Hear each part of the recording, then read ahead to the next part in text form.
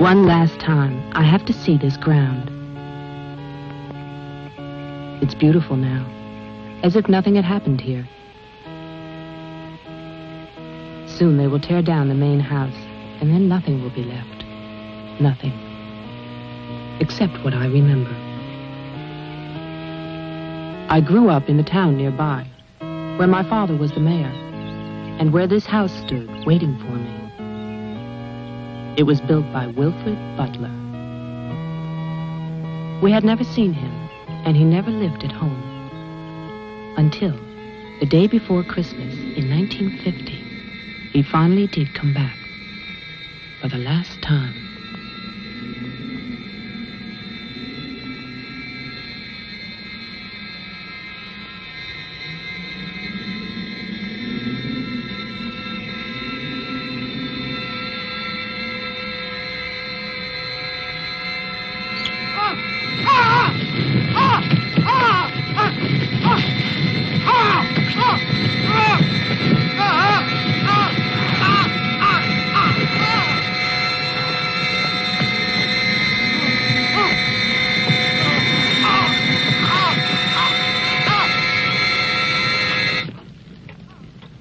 All of us believed that his death was an accident.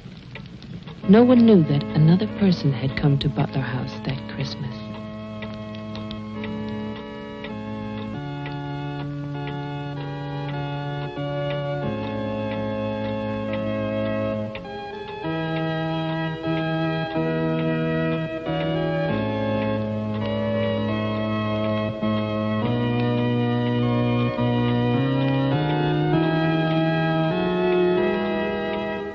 As Deputy Coroner of the County of Arlington, State of Massachusetts, I hereby find, upon evidence of an autopsy conducted by the medical examiner of this county, that the deceased, Wilfred Butler, died as a result of burns inflicted accidentally upon himself on his own premises during the afternoon of December 24th, 1950.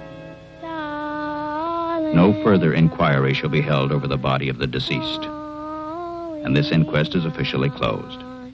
All is calm, all is bright, round yon Virgin Mother and Child.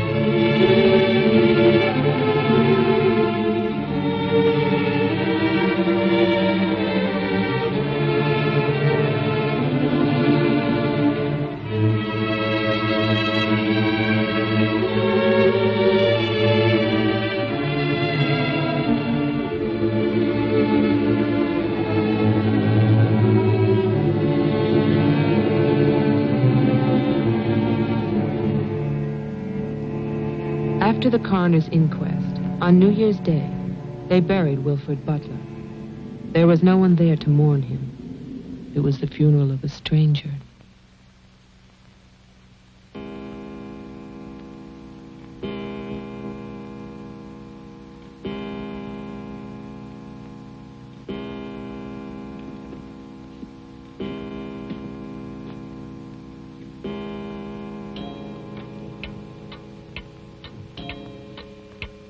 I, Wilfred Butler, being of sound mind and body, at least what the world considers sound, do hereby leave my house and its grounds and all personal effects within that house to my only surviving relation, my grandson, Geoffrey Butler. And I solemnly charge him with one duty. Let him leave the house as I left it, standing untouched to remind the world of its inhumanity and cruelty. For 20 years, that house lay empty, exactly as Wilfred left it. And then, last year, rumors began that it was finally being sold. The newspaper story traveled through the county to a state hospital for the criminally insane.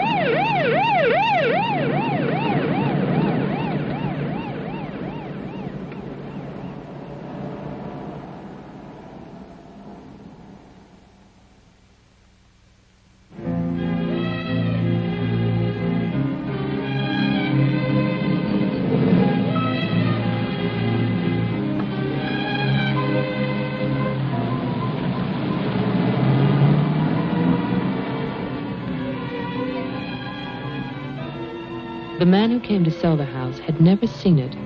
He was a lawyer from the city, just doing a job and enjoying it.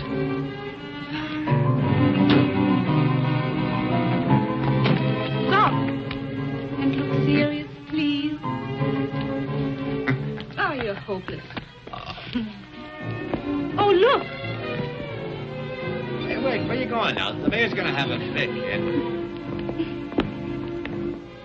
One more shot. Come on. Stay there. I want one together. And smile.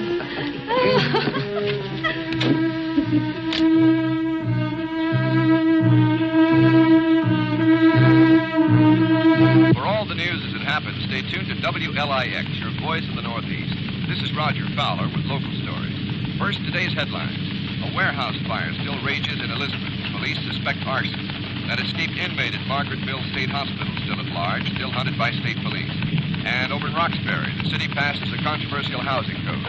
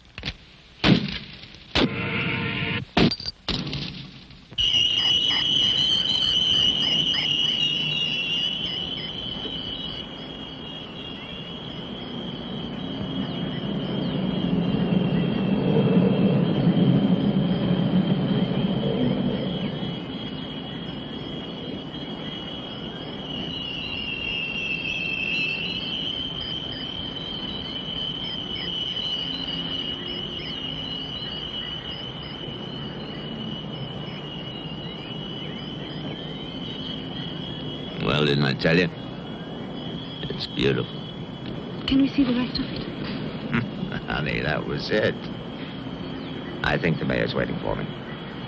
My love is such an important man. Right. Laura always says that. Darling, What?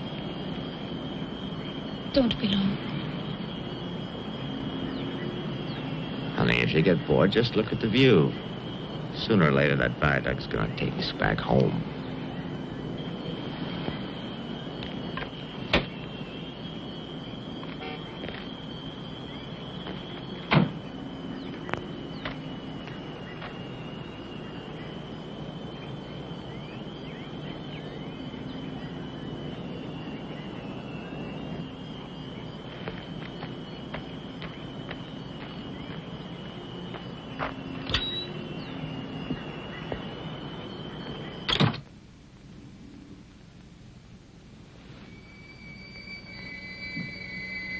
Mr. Carter.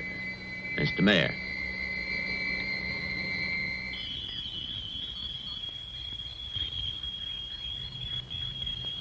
Let me introduce you. This is Charlie Toman, who publishes our weekly newspaper, The Patriot. Mr. Tolman. And this is Tess Howard. How do you do? She operates our switchboard. Oh, really? We call her the communications director. And this is Bill Mason, Mason. our sheriff. Won't you sit there, Mr. Carter, at the head of the table? Thank you. I didn't expect to meet you all together. It's quite a reception.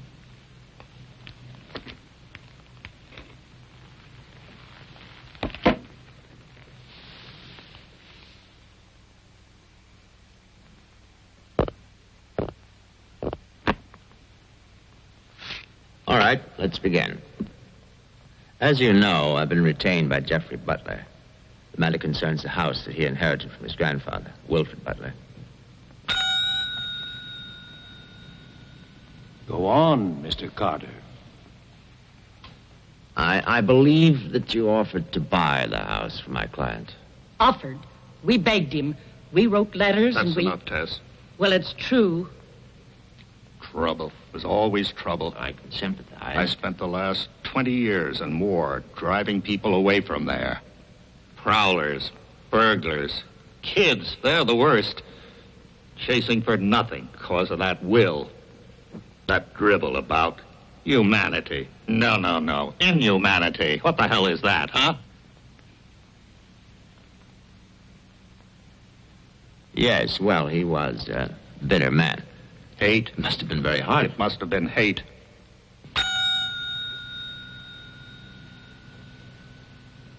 That man hated. Well, some people are like that.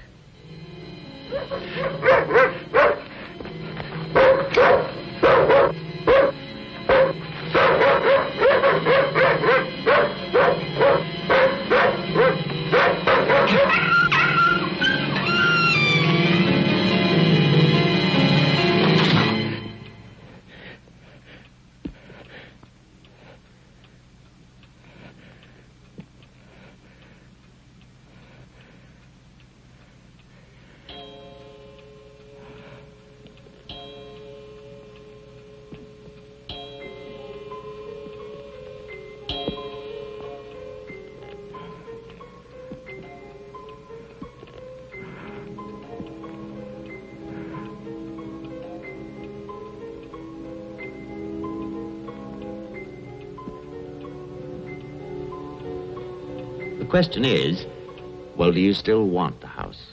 Are you offering it to us, Mr. Carter? Exactly. Why now? Well, that's Mr. Butler's business, isn't it? You know we're not rich. Most of us came here during the Depression. But we love this town. It's our home. And naturally, you want to improve it. Exactly. My client understands that, and he fully sympathizes, and he's willing to sacrifice the house for $50,000 in cash by noon tomorrow.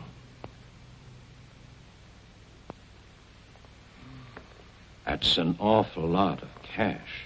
It's also an awfully good bargain. You could go to Wilton. You could go now to the bank. Am I clearly understood? All that cash. Perfect. I'll wait for your answer till tomorrow. You're spending the night here? Yes, May I ask where? at the Butler house.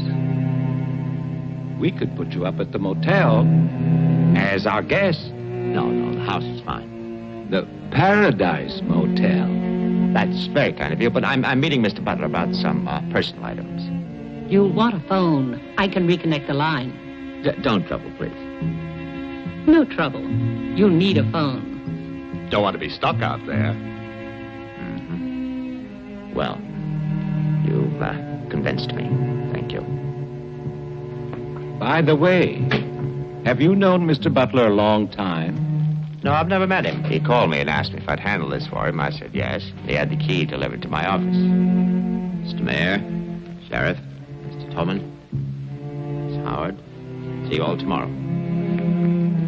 In fact, I'm looking forward to it.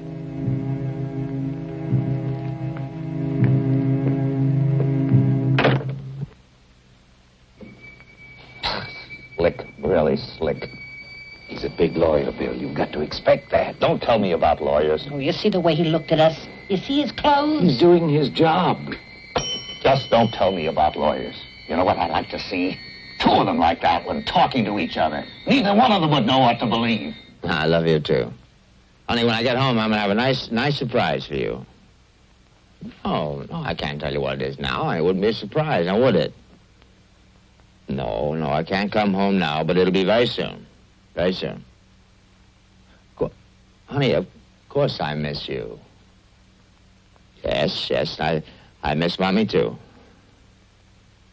Laura, how are you, kid?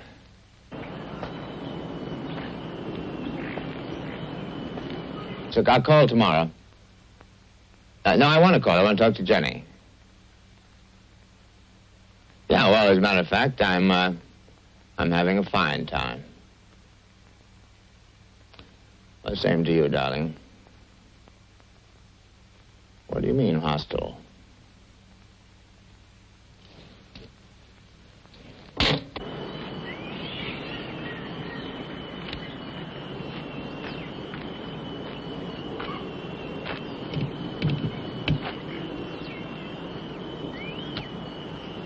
I was wondering, if we get it, what then?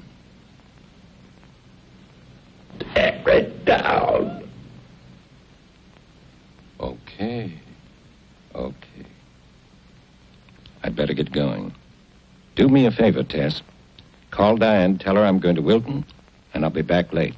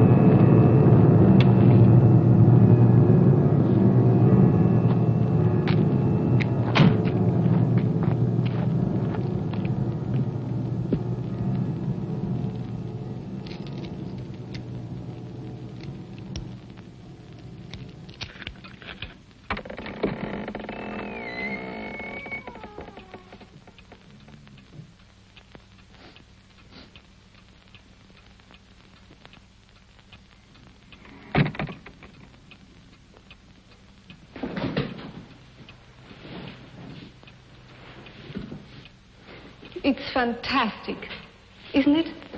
Yeah. Butler wasn't kidding. Nobody's lived here for years. That would be such a waste.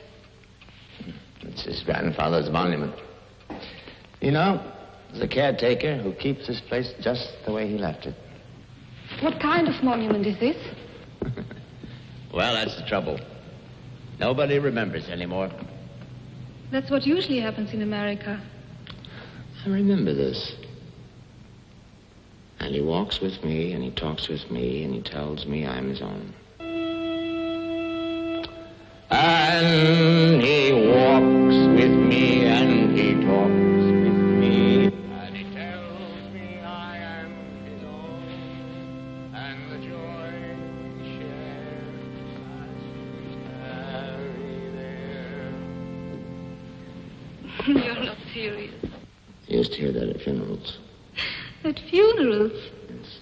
When I was a kid in Chipley, Georgia. There was also a Chipley, Florida. But they have both been subsequently eradicated from the map. None other has ever known.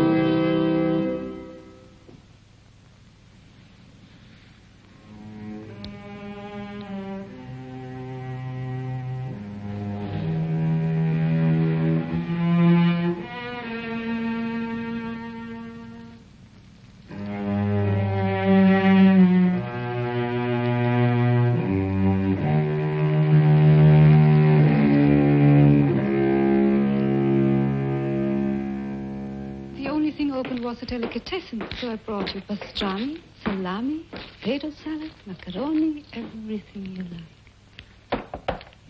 I'll have bologna. And macaroni. No, some of that potato salad. Did you pick the wine, too? The delicatessen man took a personal interest in its selection. Oh, well, we got lucky again. That's early 1970. That's hard to come by. Can I have some, too? Of course you may.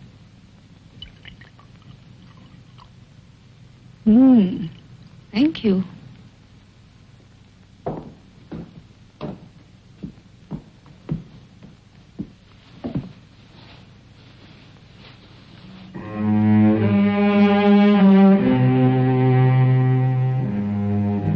It must have been wonderful.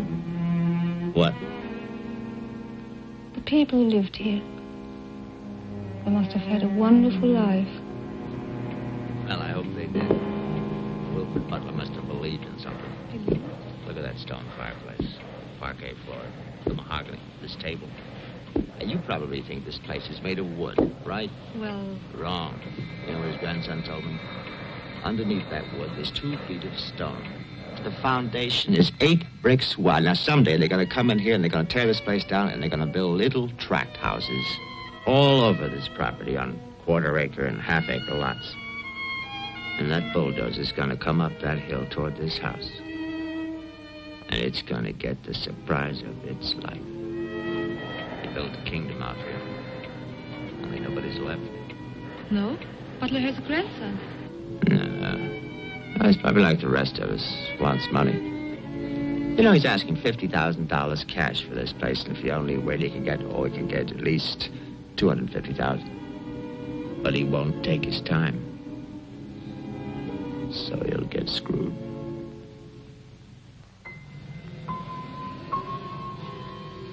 Do you want to go upstairs now?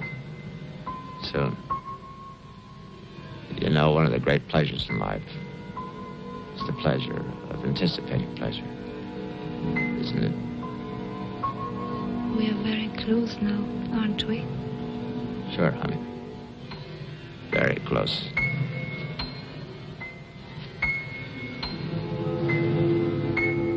I don't see any beds yet. Well, keep looking, honey. Butler said the place was furnished.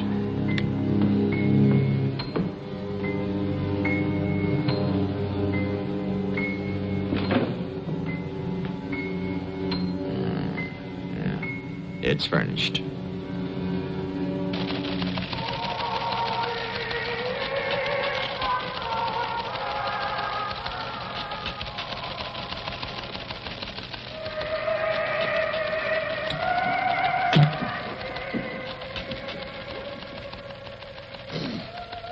Anything doing? No, sir. But look at this.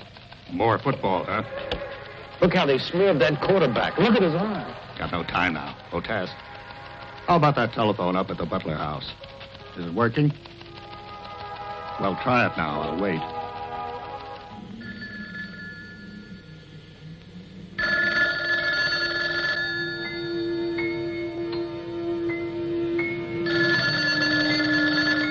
Hello? Oh, yes, Miss Howard. Yeah, the phone's working fine. Very nice of you to call. Thank you. Good night. Honey, I'm going down to the car to get some cigarettes. Be back in a minute. Okay. Don't get lonely. No.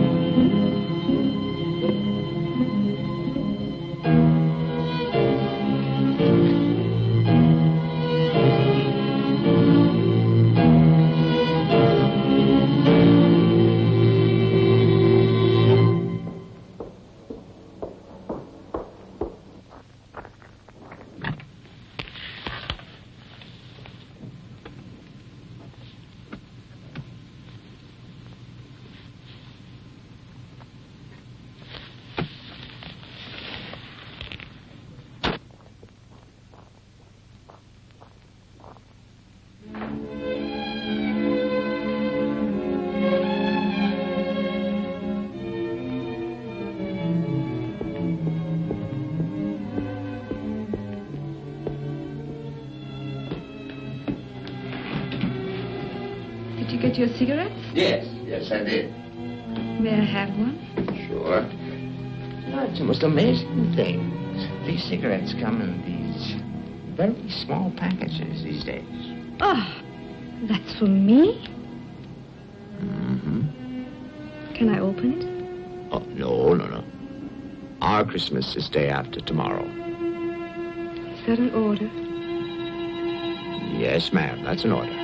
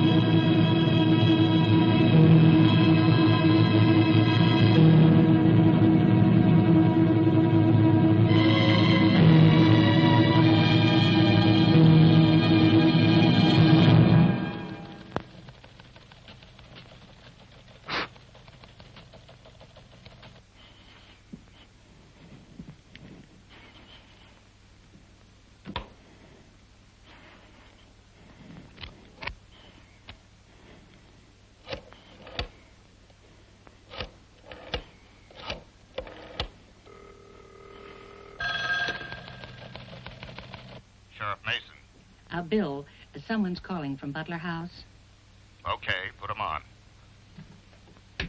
Go ahead now.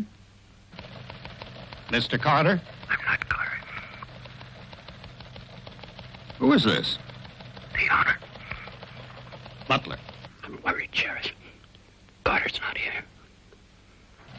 Speak up, I can't hear you. I can't. I'm sick. Can you come here? What is it? What's wrong? His car's here, but he's gone. Won't you come? Okay. Now you stay put in that house. I'll wait for you. Please, hurry. I'm afraid. Now take it easy. I'm coming.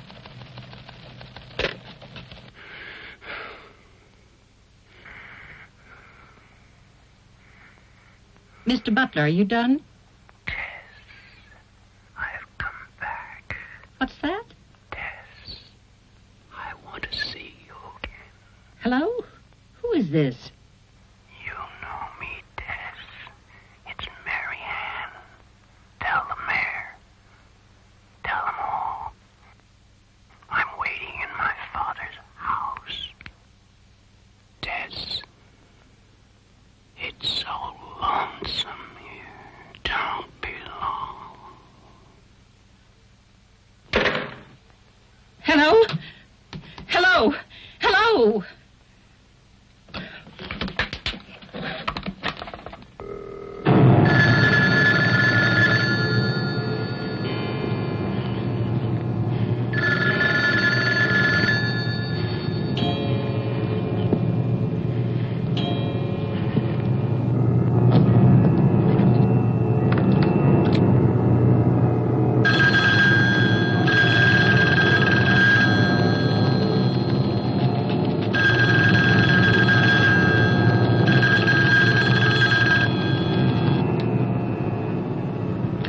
out. Where is everybody?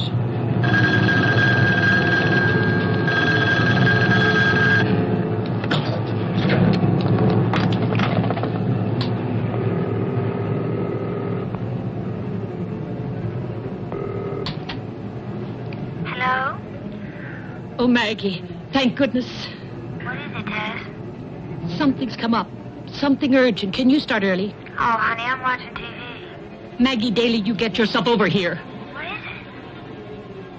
it? Just get moving, Maggie. Just please, hurry.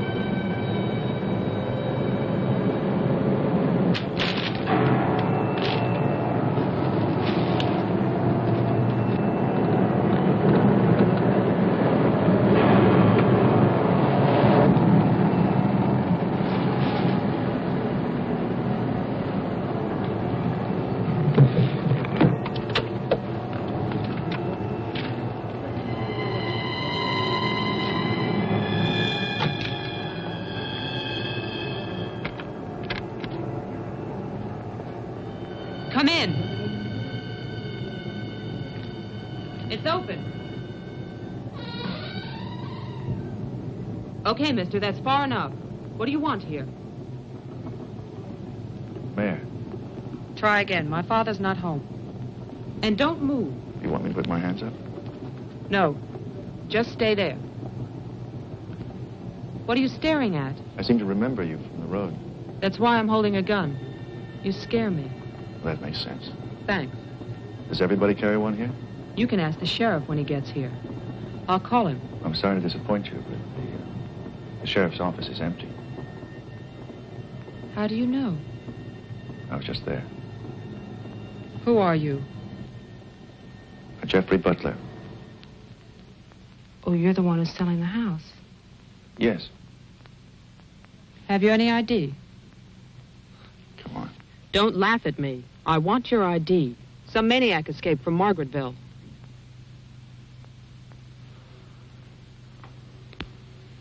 Okay.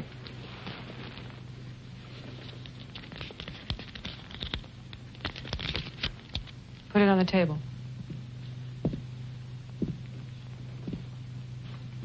Now go back.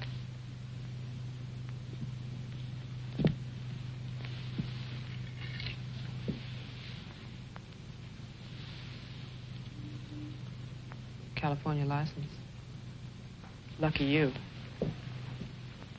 Would you like to see my maniac card from the asylum? They give you one when you escape. There's a big scarlet M on it so people won't get confused. Okay. Look, I'm sorry about the gun. My father's in Wilton getting your money. All I want to do is to get into my house. The sheriff's deputy might have a key. He's about the only one I know of. Well, where's he? You go down the road about 1.5 miles till you come to a white house with a white fence, and then you can't miss it. Thanks. It's okay. Merry Christmas. Same to you.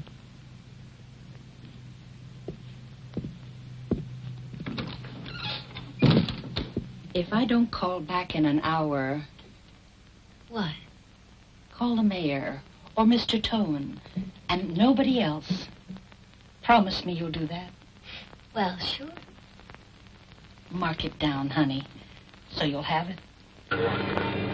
Sheriff to 301. I'm heading west on Route 5 to Butler House. You'll hear from me.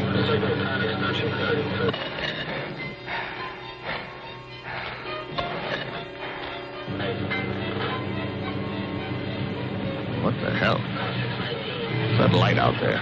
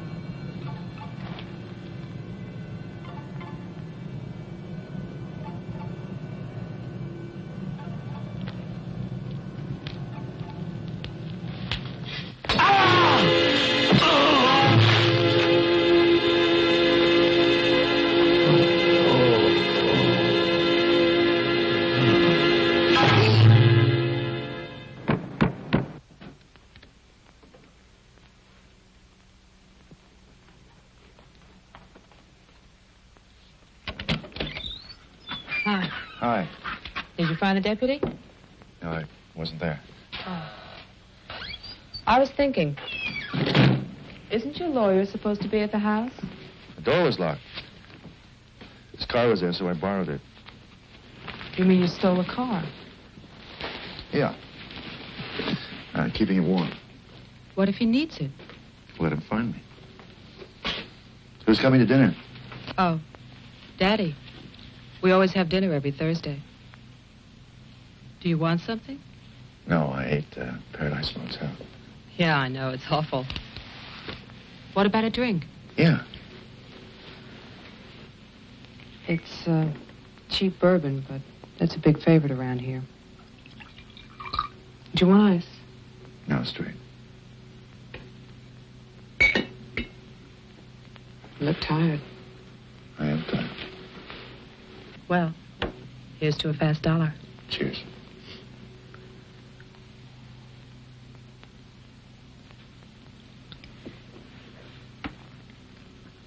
Why did you decide to sell the house? Needed the cash. After all these years? I need it now. Huh. What's it like on the inside? You know, I've never seen the inside. When I was a child, my father told me to stay away from it, or something terrible might happen. Sort of like a haunted house. I haven't seen it either. You're going to sell it and you've never seen it? Yeah. I don't know. It's too bad. It's about the only place to see around here. Oh, I forgot. Someone keeps calling with a message for my father. She says that she's waiting at your house. In the reception room. What woman is waiting in my house in the reception room? Oh, I don't know. It's not a voice that I know. I better go out then. Can I come too? What for? I'm pushy. I suppose you'll be going back to California soon. California? You said you lived there, remember? No, I'll be traveling. Jeff, look. It's the sheriff's car.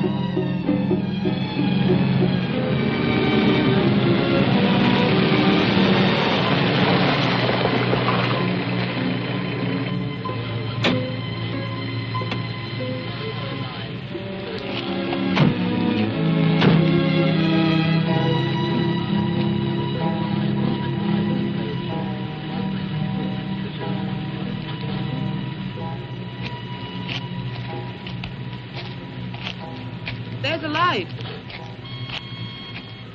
Look at that tombstone. Pretty cheerful. Who bears the cross shall wear the crown. Wilfred Butler. My grandfather. Oh.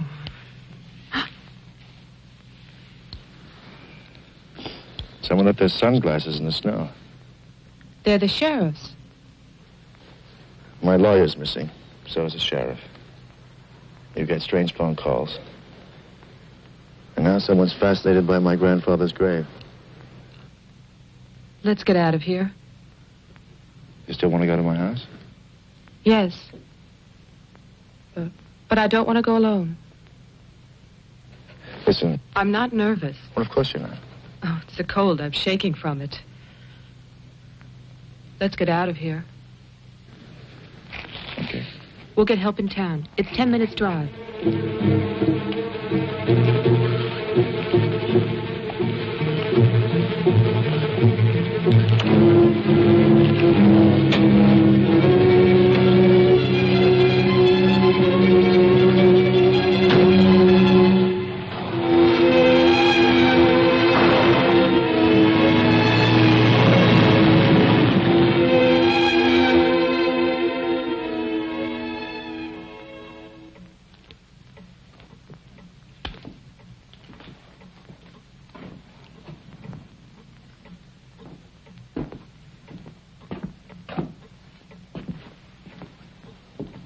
Good night, Mr. Toman. Have a nice holiday.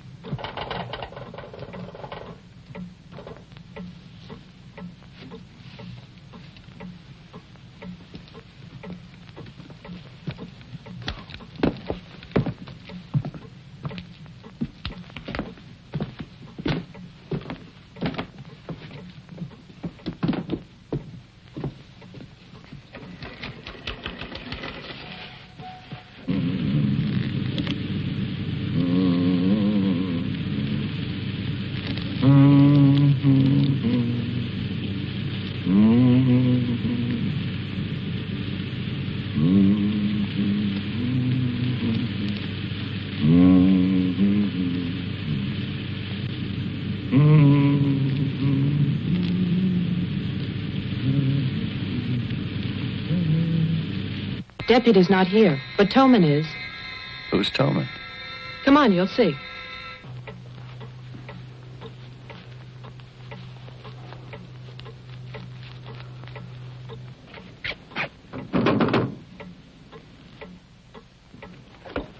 Mr. Toman, wait. No, please, I have to talk to you. I'm sorry. This is Jeffrey Butler. He's the one who's selling the house. He can't get inside the place. And my father's gone to Wilton. So we wondered...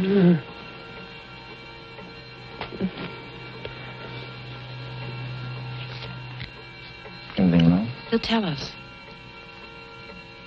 Tess has gone to his house. Why would she go there? I don't know. Anyway, she won't get in. You say it's locked. He says she hates the place. Would you like to drive there? Diana could stay here, lock herself in. I need a key.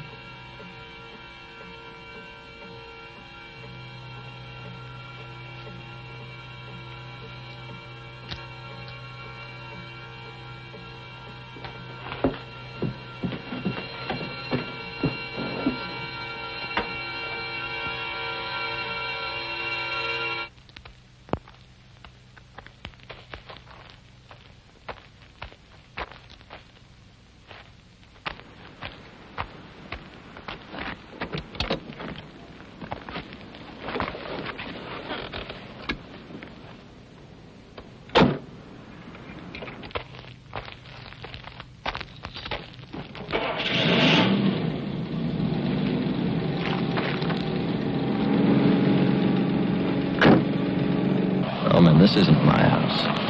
It's Tess's.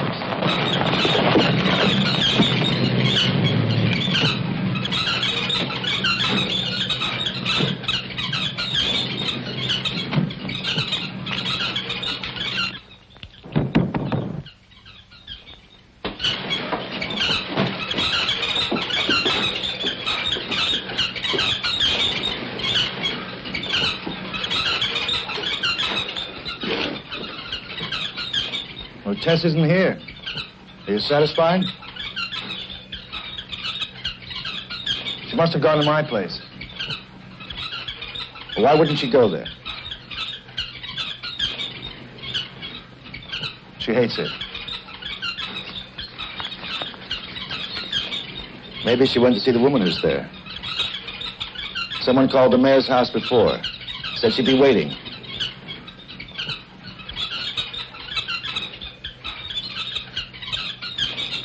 What is it?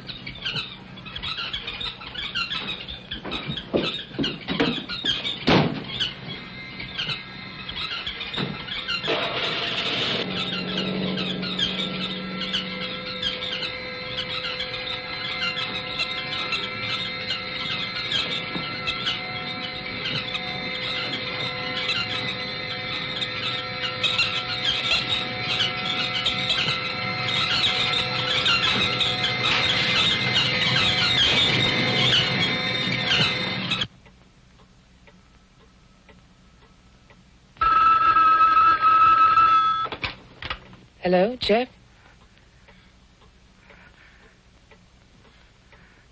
Hello? Is anybody there? Who is this? I'm Diane Adams. I spoke to you before. Bring your father to the house. This is Marianne. Tell him I have the diary. I'm waiting. Who are you? He'll know. Christmas Eve, 1935. Hello? Hello?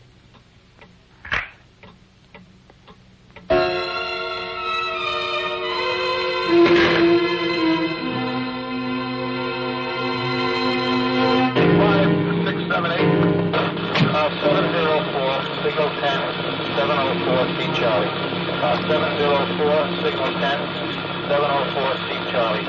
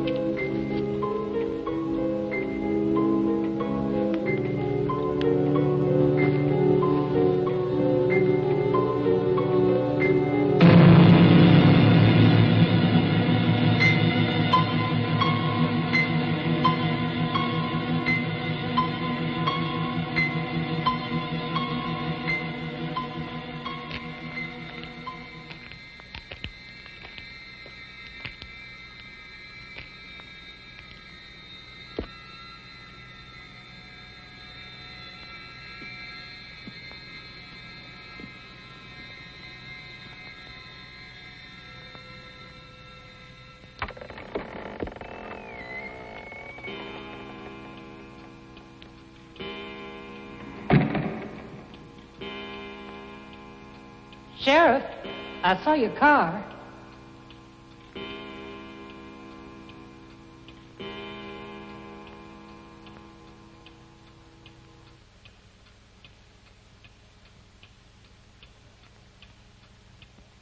Bill? Is that you?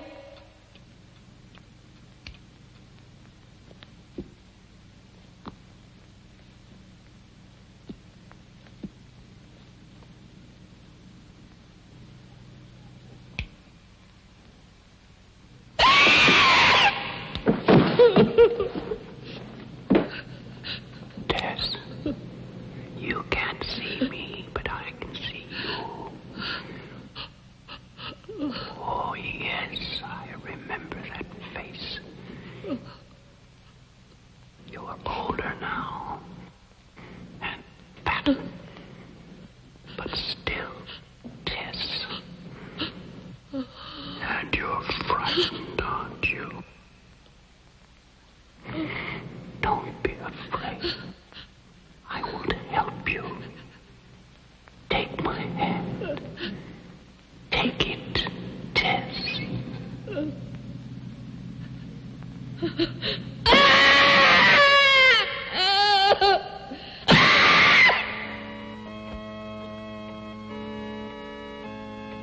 The person on the telephone said 1935, Christmas Eve. But that's not the beginning. In 1927, Butler House was restored by Wilfred Butler. After that, I find social notes, parties, nothing special. Then, in 1930, Butler's wife, Catherine, dies of tuberculosis. In August 1933, it starts. Wilfred Butler's daughter is cruelly attacked and raped. Her name is Mary Ann, the same name as the caller who left those messages tonight. She's 15 then. On May 2nd, 1934, Mary Ann Butler gives birth to a son, Jeffrey Butler. Jeff. Early in 1935, Butler House is turned over to a Dr. Robinson as an asylum for mental patients. And then Butler goes on to say that he has committed his own daughter. Mary Ann will live at the asylum. There's no end to this story. It's been carefully cut out of all the papers. Why would Toman do that?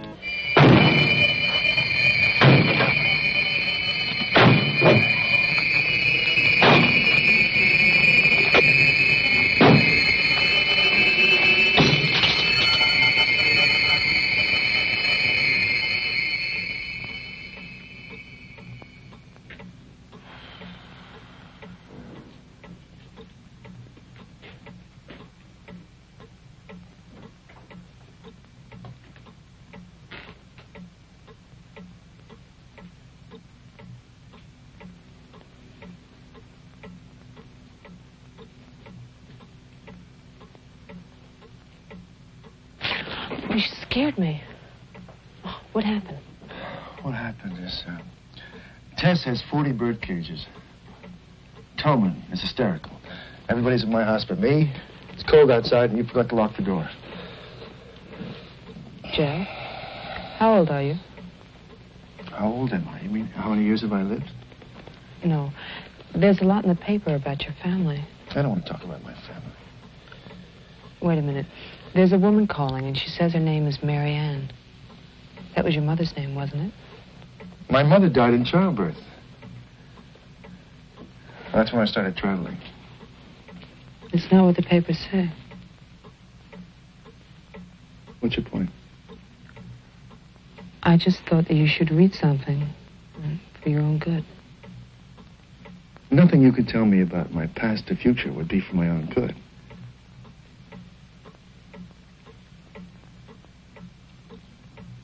Where is the paper? It's on the table.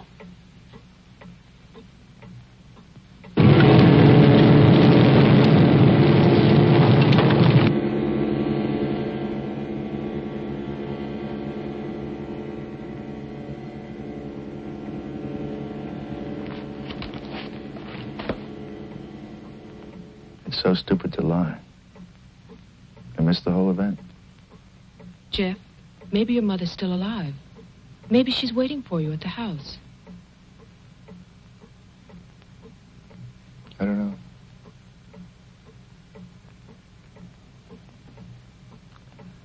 Come on.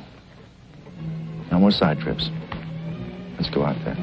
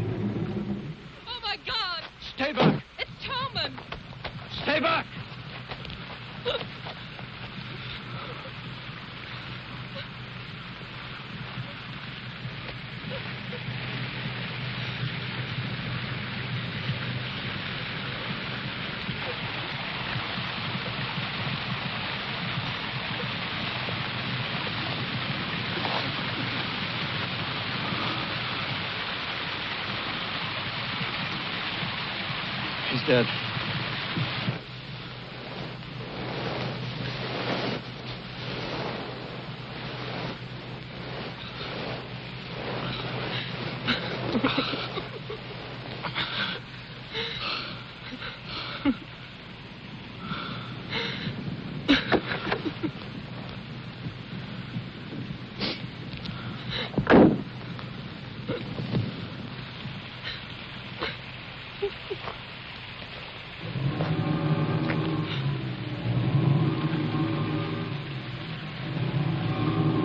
Hands.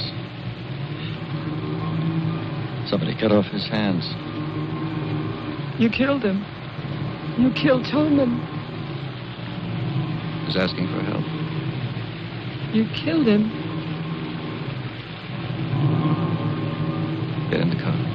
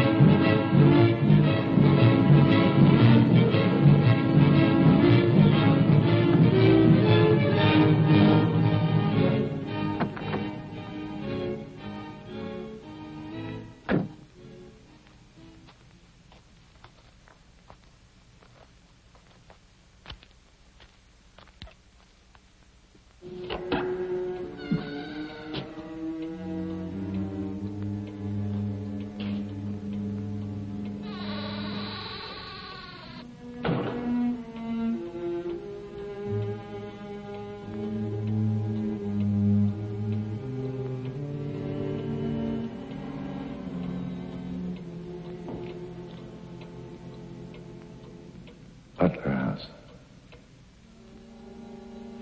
The keys. He took them.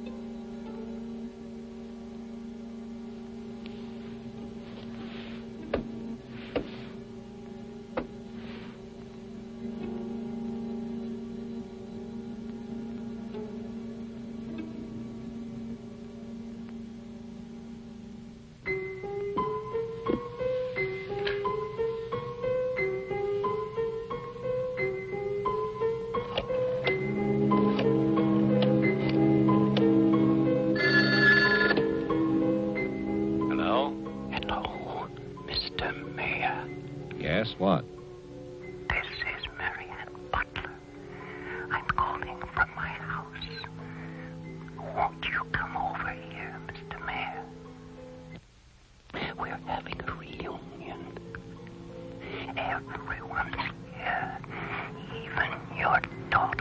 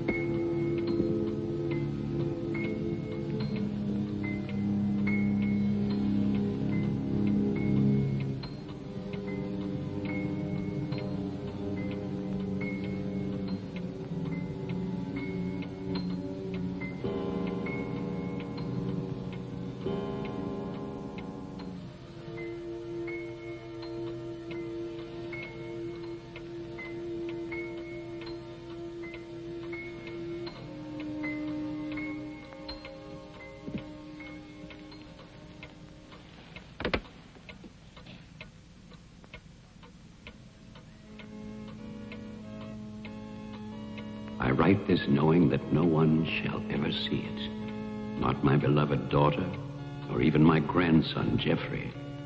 I write for myself in the hope of forgiveness, if that is still possible. And I write for you, Marianne, whose youth and innocence I have destroyed. By 1935, the doctors had treated my daughter for a year. I had believed they could cure her. The child, Jeffrey, was taken from us and sent to California. I turned my house into an asylum. I brought doctors to live there. I welcomed other patients. Useless. All of it.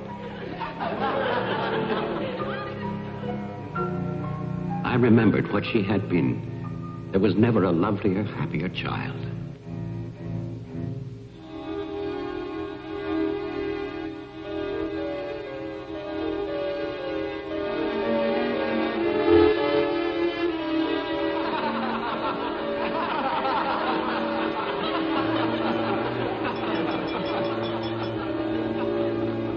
Ladies and gentlemen, now quiet, please. I propose a toast. Doctor, please. By Christmas of the first year, I knew that I must act, not for myself, but for my helpless child. Led him to create this institution. Our friend. I had no plan. All I knew was that I must take her from these men with their promises, their lies. Shall we? Huh?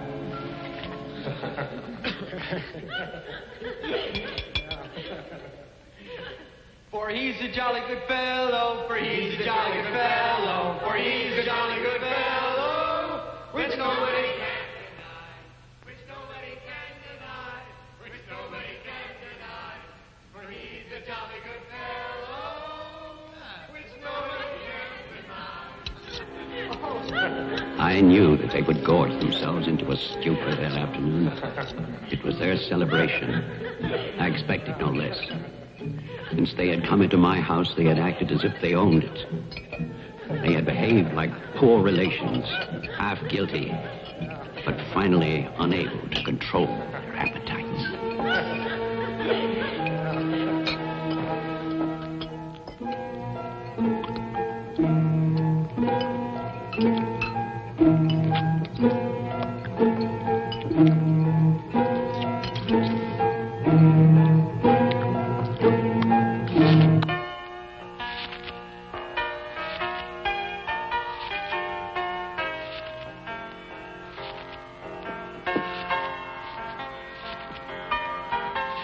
After dinner, they danced and drank as they usually did. All the time, Robinson would smile and reassure me. They expected me to believe, because I had no choice. Wilfred, trust me. He really believed Marianne would be well. He saw a light. There is a light at the end of a long tunnel. Believe me. There is a light at the end of a long tunnel.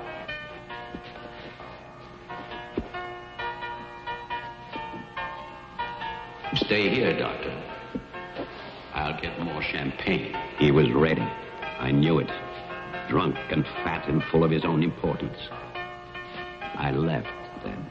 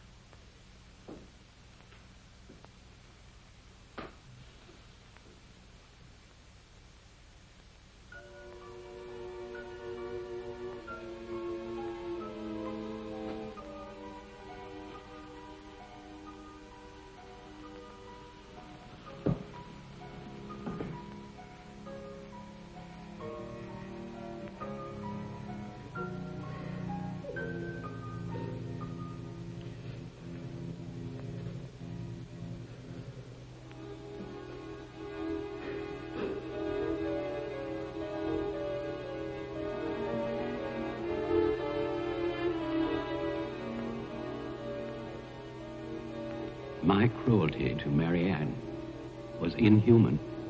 I know that. I had loved her. I had fathered our child, Jeffrey. I had brought her to this. But I swear that on that afternoon, all I wanted was to save my child.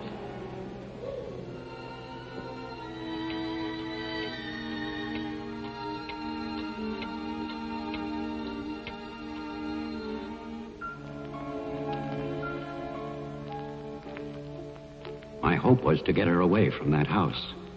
But also, I wanted to set free those other wretches who had so long been abused by the doctors.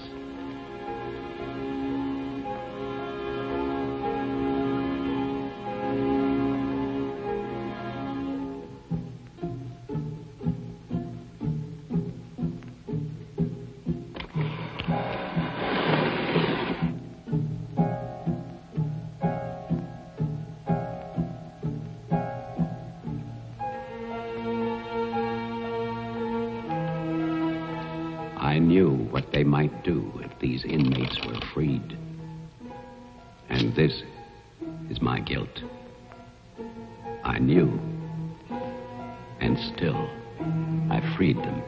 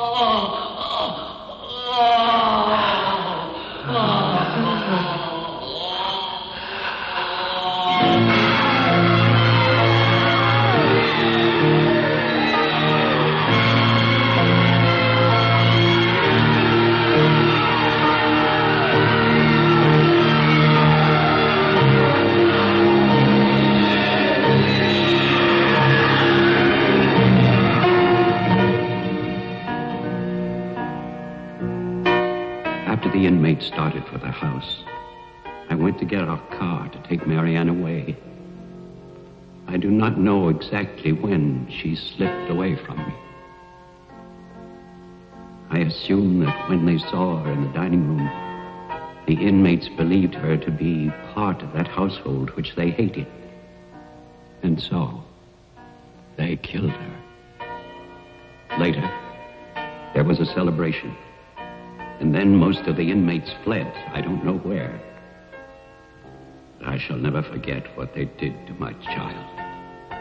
Since that Christmas, I have lived in prisons and asylums.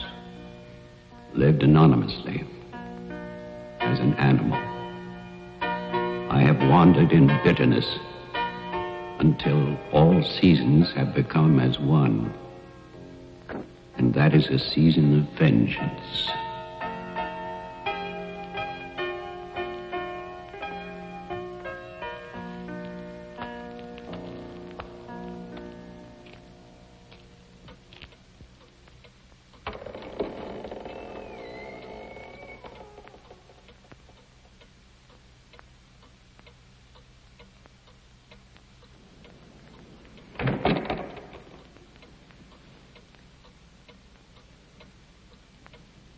Jeff.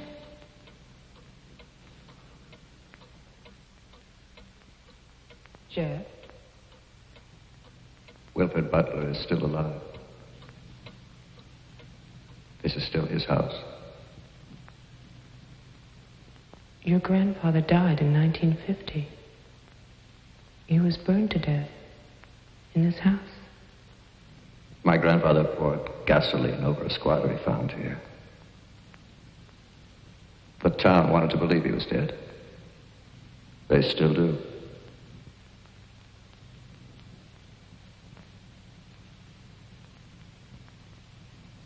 This house was an asylum.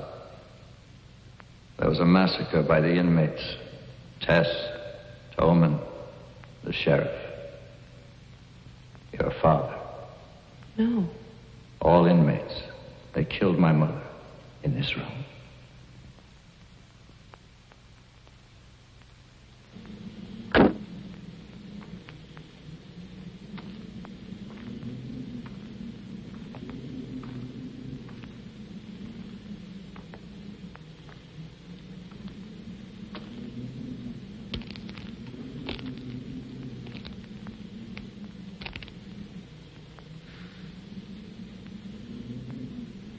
Who's that? Who's there?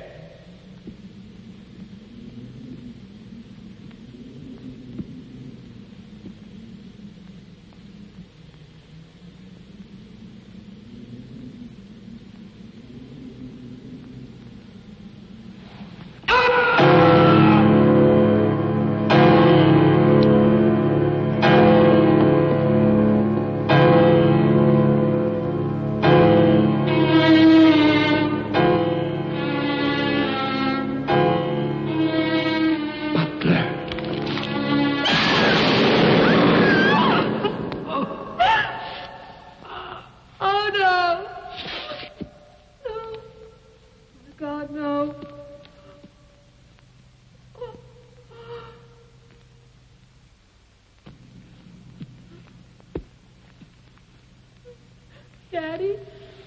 Daddy? Diane? Jeff? Jeff? No. No. Jeff, why? Why? Sorry.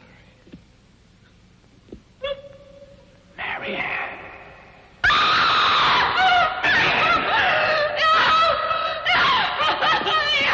Don't run away. No, I'm your father. Don't be afraid. I won't hurt you. Please. It's all right. I won't hurt you. I need you.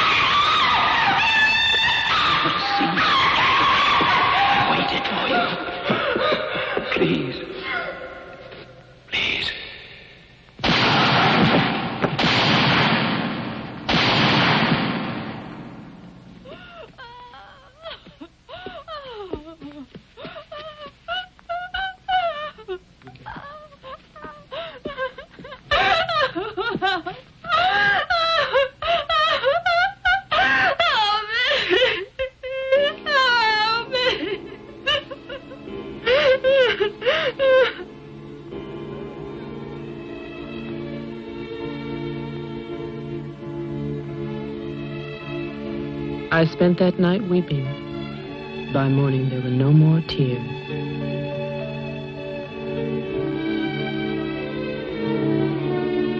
I know that my father and Jeffrey both thought they were shooting at killers, but they were simply the last victims in that house of victims. And now, a year later, they will tear down Wilfred Butler's monument. But they can never destroy my memories of what happened here.